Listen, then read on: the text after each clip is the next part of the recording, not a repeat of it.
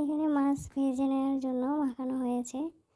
তারপরে এখানে আদা বাটা, রসুন বাটা, পেঁয়াজ বাটা আর সরিষা বাটা দেওয়া হয়েছে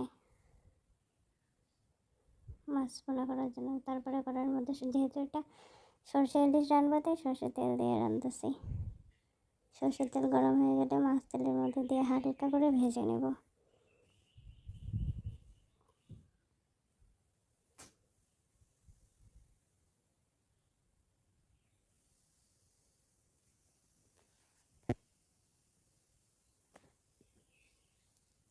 হালকা করে মাছ ভেজে নিয়ে তারপরে মাছগুলো তুলে নেব,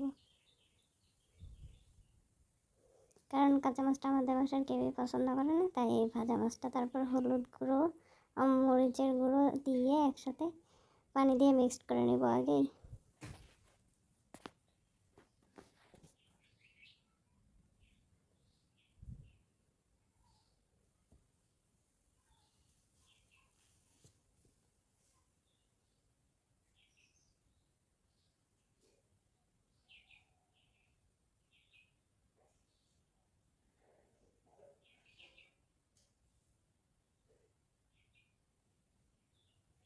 দেন প্রথমে পেঁয়াজ বাটা তেলের মধ্যে দিয়ে হালকা ভেজে নেব,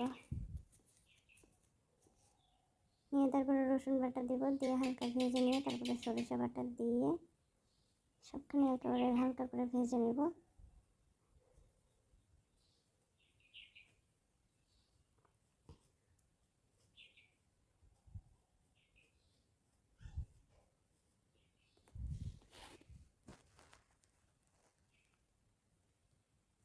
এখানে হলুদ কালো দুটো সরিষাই আছে, দুটো সরিষাই আমরা একসাথে বেটে নিয়েছি রান্নার জন্য। এটা দিয়ে একটু কিছুক্ষণ ভাজা লাগবে।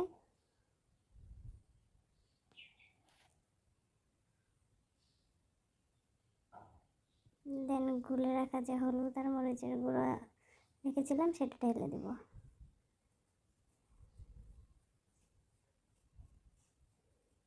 দিয়ে কিছুক্ষণ কষাবো।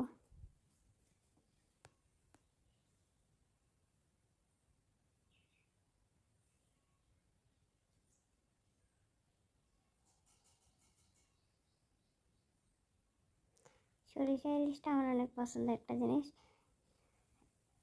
এটা কার কার পছন্দ প্লিজ কমেন্টে জানাবেন। হ্যাঁ, আর লবণ দিতে ভুলে গিয়েছিলাম, তাই লবণটা এখন দিতে হলো।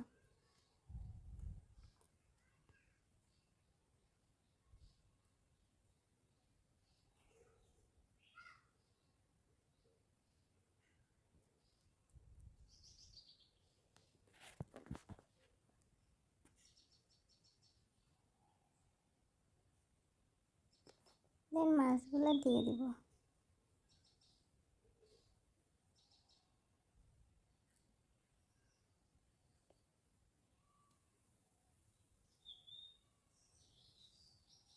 দিয়ে হালকা একটু ঝোল দেব, দিয়ে এই ঝোলটা পুরোপুরি টানিয়ে নেব।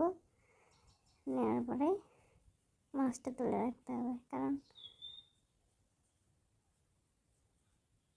এই যে ঝোল দিয়ে দিয়েছি, দেওয়ার পরে ঝোলটা নিয়ে নিয়ে এটা বেড়ে নিয়েছি। দেখেন কত সুন্দর লাগছে, এটা খেতেও অনেক সুস্বাদু। সরষে দিয়ে ইলিশ।